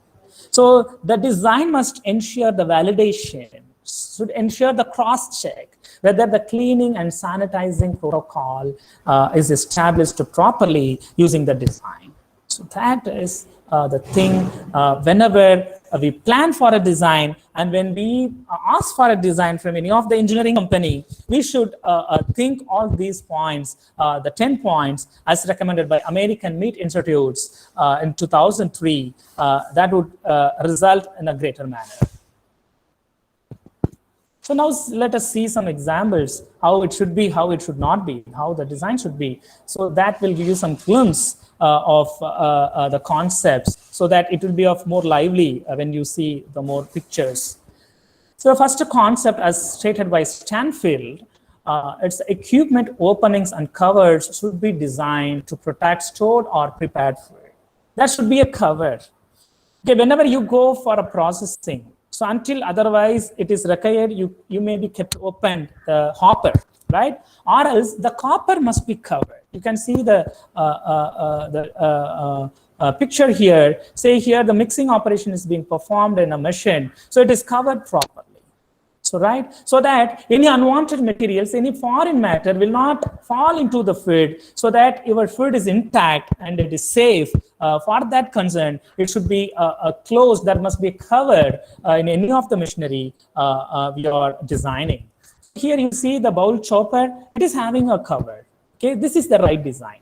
Okay, so until otherwise there is a continuous feeding, you may keep the hopper kept open, or else if you go for the batch machineries, it is always recommended to go with the cover at the top.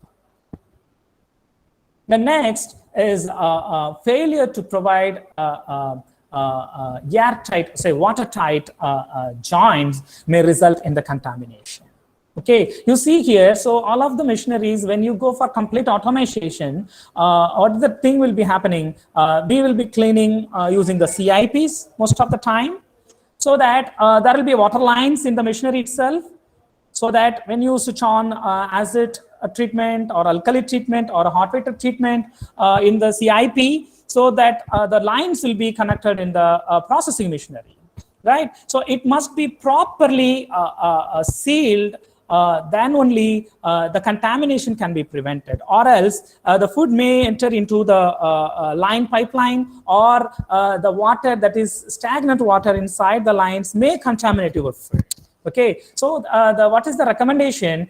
An apron. Apron here is the cover. Okay, you see here is a motor here. The motor is somehow stirring. It's used for the stirring operation. So when you do the hot materials being stirred, so at the time what will happen? The food, the water evaporated may go and touch with a motor, and it may condensate, and the condensate may fall over the food. So again, that will fetch contamination in your food.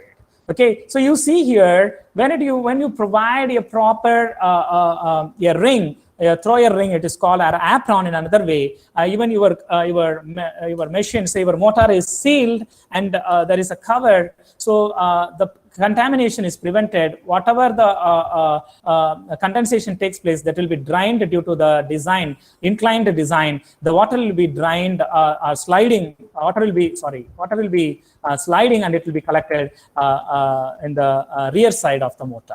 So that is the advantage of having apron or the watertight joints in any of the machinery what you are using.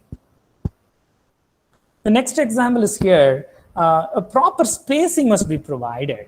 You see here a machinery which is having pump, motor, and everything just underneath the leg. Okay, so you see here spaciously your motor and pump and valve is being attached, so that you can clean the bottom of your machinery, so that proper cleaning can be ensured. Whereas if you see here, so you cannot clean at the bottom of your machinery, so that will accumulate again unwanted debris, so that may the contamination in our processed food.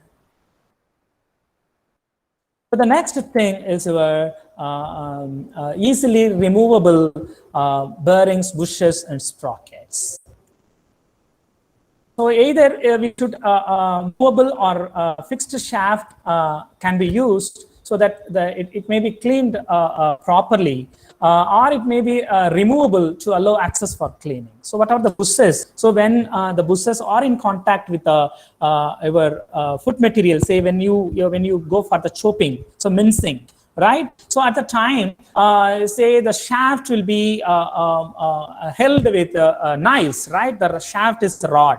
Okay, the shaft is called a rod in the colloquial way. Okay, so the rotating rod will be attached with the knife. When the knife is interact with your poultry carcasses, so the disintegration or the comminution is taking place, right? So after operation of the comminution, so that blades or the bushes has to be detached very easily, so that any accumulation of the meat constituents can be prevented.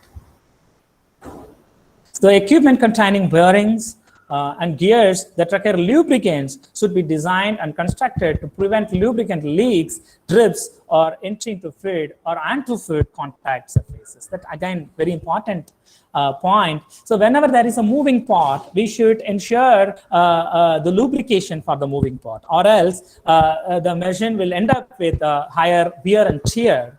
So wear and tear is due to the friction, right? You can follow the wear and tear. Due to the friction, the wear and tear will result if it is not properly the rotating parts lubricated. Okay, so the lubrication, so a lubrication oil will be we will be dropping the lubrication oil with the moving parts. So that lubrication oil should not mingle with your or mixed with your meat is being processed. So the design must ensure the leak proof of the lubricant oil into the food system. No niches. There should not be any recess or crevices. This is another important principle that we have discussed, seen as per the recommendation of AMI.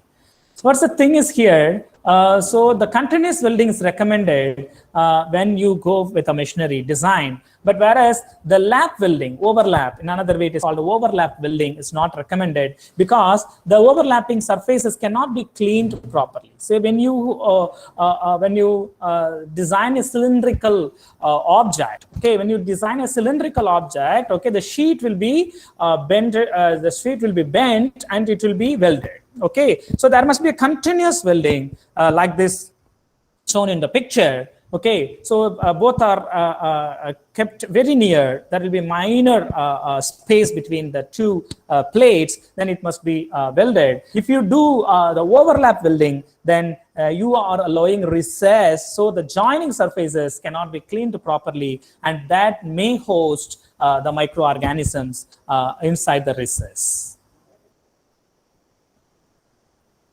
So far, what to do, what not to do, we have discussed. Again, some of the slides also what to do, what not to do.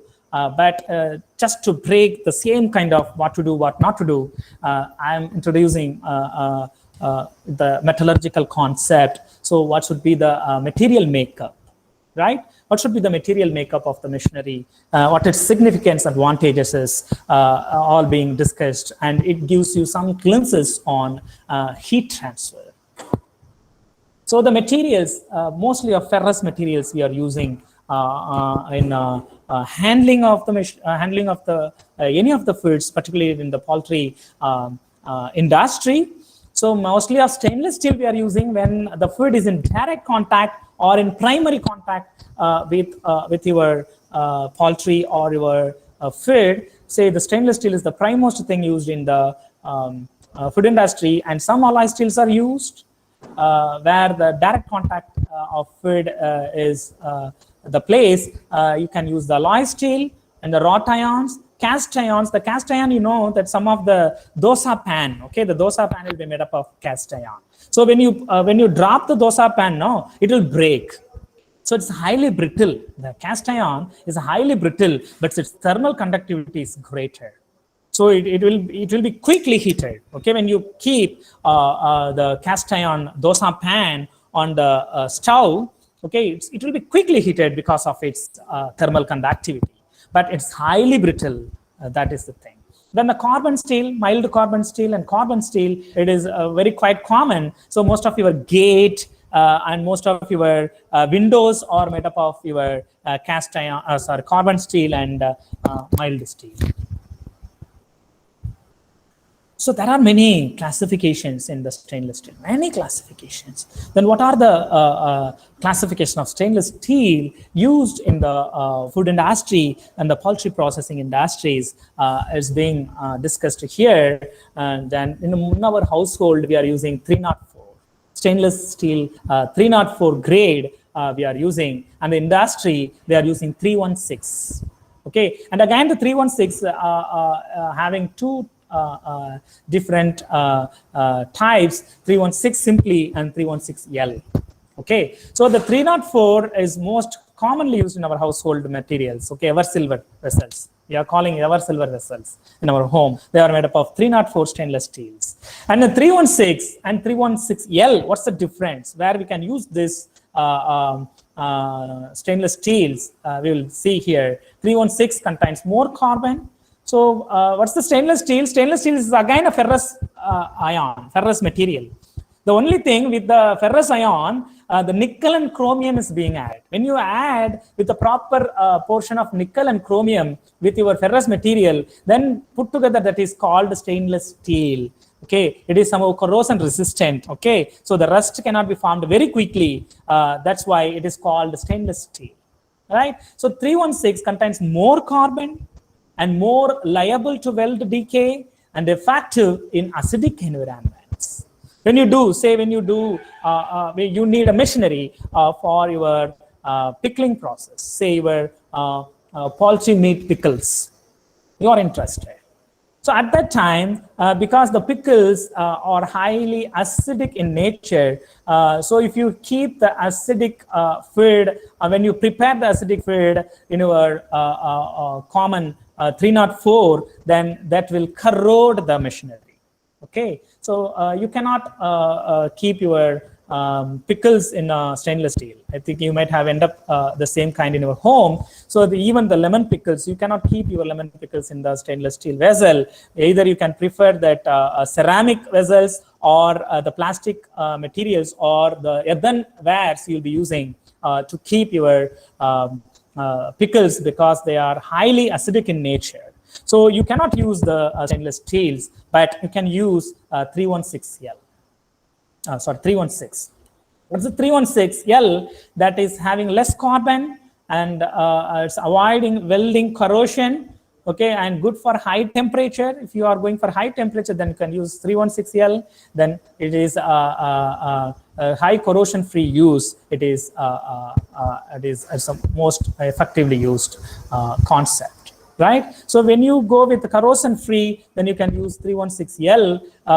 And when you go with the acidic environments, you can go with 316. So the corrosion may be because of the feed interaction. Okay, so when both the materials are rubbing, when a stirrer is rubbing, the corrosion may happen.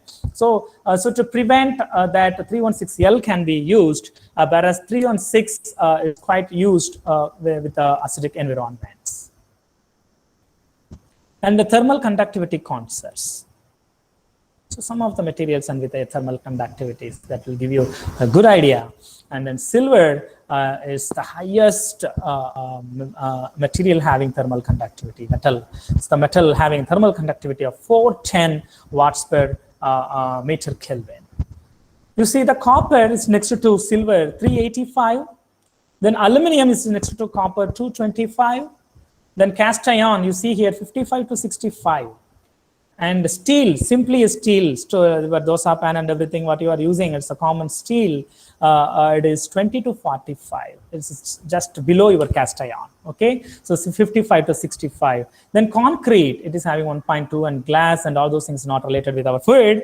So I'm not going much deeper. You can see water. Water, the thermal conductivity is 0.55 to 0.7 watts per meter Kelvin. And this freon and some other gases will be having 0.00 something. So the air is the bad conductor of heat. Air is the bad conductor of heat. And then silver is having the highest thermal conductivity, then followed by copper, Then aluminum is having 225. That's why in our households, we are using aluminum vessels, but that will be reactive. So, okay, and when people are using the aluminum vessels, they are advised to transfer the fluid to some other stainless steel vessels so that it will not be much reactive. Okay, when you keep on store in the aluminum vessels your fluid, and you are keeping storing in the same fluid in the same vessel of aluminum in a refrigerator, again it is somehow pathetic because of the reactive nature of aluminum. So what's the stainless steel? In the previous slide, we have not seen the stainless steel. For that purpose, the slide I have mentioned, the stainless steel is having 13, well below the steel. Well below the steel, right? That's why in the tea shops, the people are using a copper vessel to heat the water. So it's having 397. So almost, how much they say, it's a 30 times higher, 30 times higher. The copper is having 30 times higher the thermal conductivity of steel. That's why the people in tea shops, they'll be having the copper boiler. Okay, so here you see here the gold is having 317, whereas the silver is having 400 something, right? So just gold is next to silver only having good thermal conductivity. So now with that idea of thermal conductivity, we will see without what's the mode of heat transfer. Then only you will choose the right material for your design. So you see here the conduction, convection, and radiation. These three are the modes of heat transfer: conduction heat transfer, convection heat transfer, and radiation heat transfer. So the conduction you see here, so you are having one rod, one end, and the other end of the rod is being heated through a candle. So the heat is being conducted by the heat transfer through the adjoint molecules of ferrous material. You see the convection heat transfer. So the loosely connected particles are heated, say the liquids. Say the fluids in another way. So what are fluids? Fluids that are having the flow property, it is called a fluid. So the air is a fluid and your water is a fluid. So they can be heated by the way of convection heat transfer mode. Okay, but when you heat any of the solid material, that is your conduction heat transfer. When you heat any of the liquid materials or liquid food materials or the water or the air or the fluid, then it is through the convection heat transfer mode. And the third is our radiation. So the radiation does not require any medium. So your heating source may be of anywhere else, and you can receive at one point the heat, okay, through radiation means. The sun is the natural source of radiation. Okay, and every hot object radiates to its surroundings. Okay, the same thing. You should know one thing, the radiation is always accompanied by convection. Okay, when there is a radiation, there will be always a convection because the adjoint air, the source of adjoint air near to the source of radiation is heated up. Okay, that moves out. So that is called convection. So the radiation is always accompanied by convection. Okay, so that's the thing. And convection, some point it may radiate. Okay, the hot water you are having, and then you can feel the radiation when you keep the hot water vessel near to you. Okay, so that's the thing. So the conduction, convection, both are accompanying together. So both are simultaneous phenomenon, so occurring together. With that background, we'll see, say this is scalding. So again, you are using the convection heat transfer principle, right? So that the uniform heating will be there. So the conduction heat transfer will not give you uniform heating. That's the advantage of convection heat transfer. So you see here in grilling, we are using the conduction convection heat transfer, right? Convection and the radiation, not the conduction. Conduction is very minimum, right? So you'll be having the source of heat one way. So the air is heated up. So the convection and radiation heat transfer is taking place together in your grilling process, right?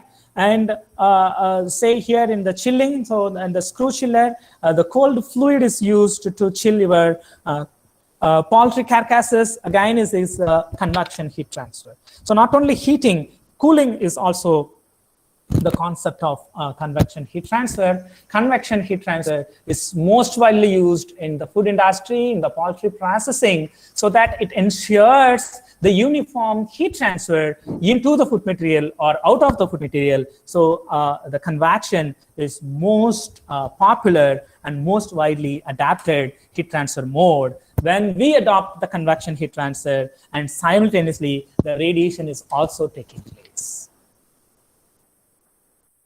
Now we are entering, after discussing with metallurgy and the thermal properties and the modes of heat transfer, again with to do and not to do concepts.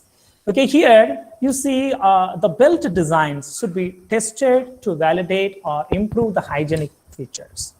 So the handling machinery generally. So there will be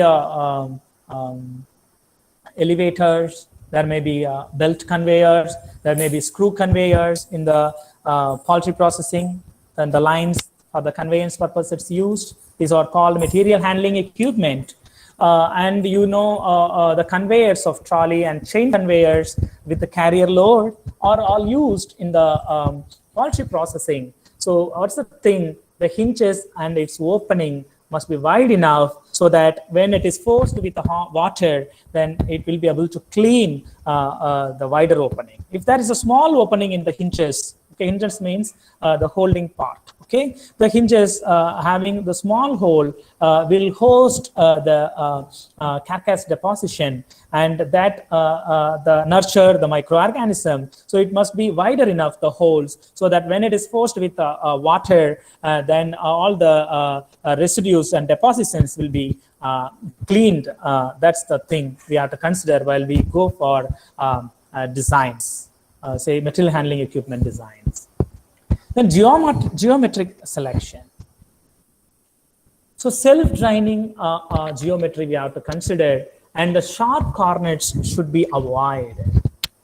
So you see here the sharp corners.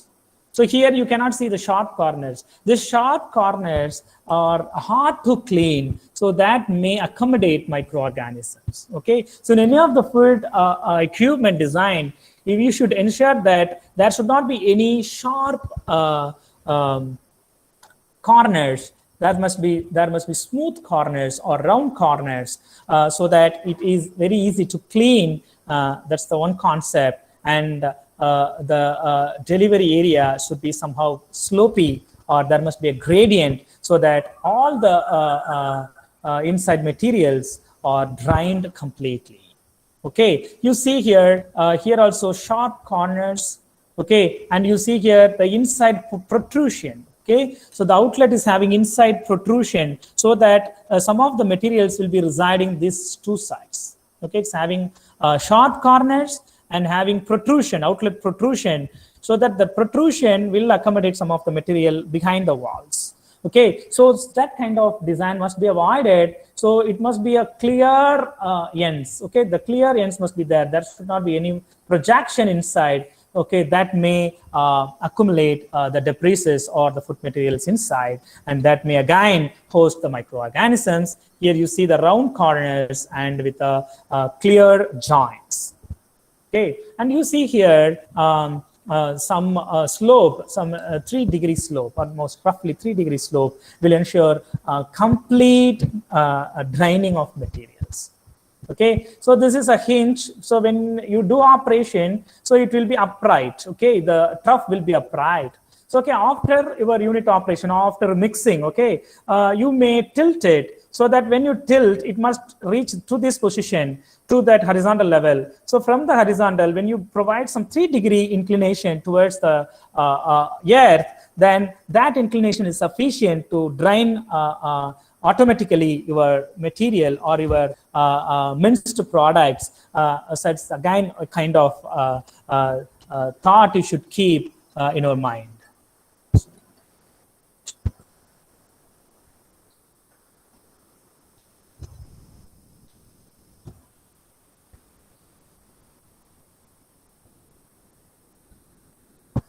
Excuse me. Sir, session mudida. So this case key, sir. Sir. I'll complete, sir. 2 minutes. 2 minutes. Yeah, please, sir. Thank you. Sorry for the interruption.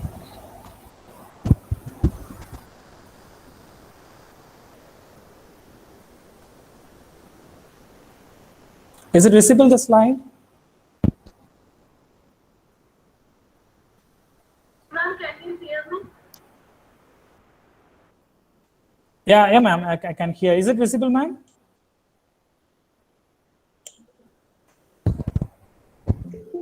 Continue பண்ணலாம். Continue பண்ண சொல்றாங்களா? Yeah. So now you can Yes, see. sir, it is visible. Sir, it is visible, sir. To dehydrate food sample. Yeah, thank you, ma'am. Thank you, ma'am. Food sample item is carried. Scientific name is Gladys Carota. I'll complete, ma'am. Since we are running out of the time, I'll complete 2 minutes.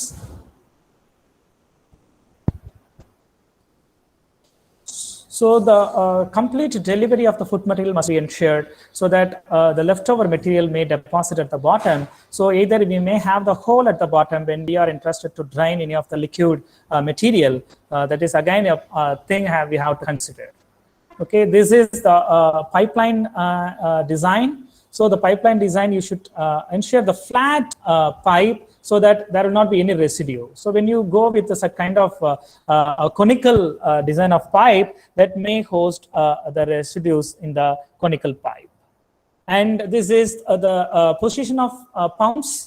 The centrifugal pumps should not be kept upright. So it should be, the delivery should be horizontal so that there will not be any residues in the centrifugal pump. And there should not be any contact of your screws, flat screws with the food material, whereas it is recommended to have your domed head of screws that may be in contact with your food material so that it can be cleaned properly. And there must be a height of 300 mm minimum, so almost 0.3 meter minimum, so that the proper cleaning can be ensured when we plan for the equipment. And the distance between the each equipment must be ensured with 1 meter distance for effective cleaning. And this is the walkways. The walkways must be provided with solid slabs so that there will not be any dropping of debris or the dust from the food. Okay, so that this is the walkways made up of screens, and this is the walkway made up of standard steel, solid steel material, so that it is intact and there not be any leaving of debris in the manufacturing site. Yeah, this is my reference, and I'm ending up the presentation. I hope the presentation might be useful to you. If you have any query, you may ask.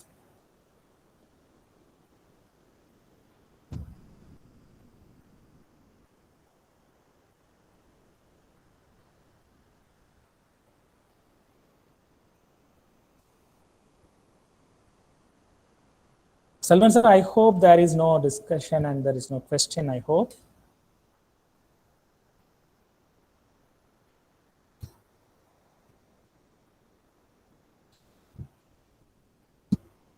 Selvan sir, may I wind up? Yes. Over now, KSP. Yes, sir. I have completed, sir. I have completed. Yes. So thank you, KSP. Any questions? Thank you, sir. Any questions? And Dr. Kanimuli has asked, does the equipment used in food industry is 316 or 316L? Hello. So 316, 316L both can be used. 316 is specifically for acidic environment. It's sustainable at acidic environment. So you may use 316L. 316L, it is a corrosion free when you have a rubbing mechanism in your machine. So then you can go with the 316L. It's having less carbon and it is against corrosion. Okay, so corrosion resistance. It's a property of 316L. Whereas acidic resistance is high in 316. Okay, thank you. Ma'am, is it okay?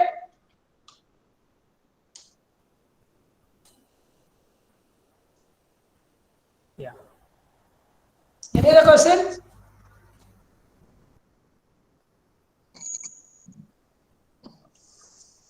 And one important announcement.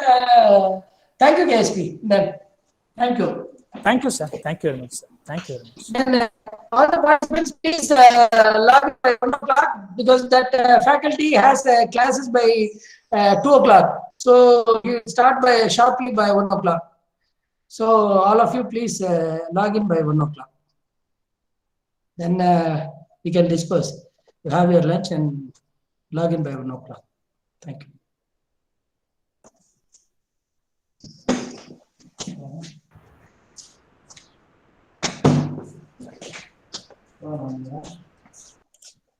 Bond மணிக்கு எங்க போலாமா உங்களுக்கு வீடு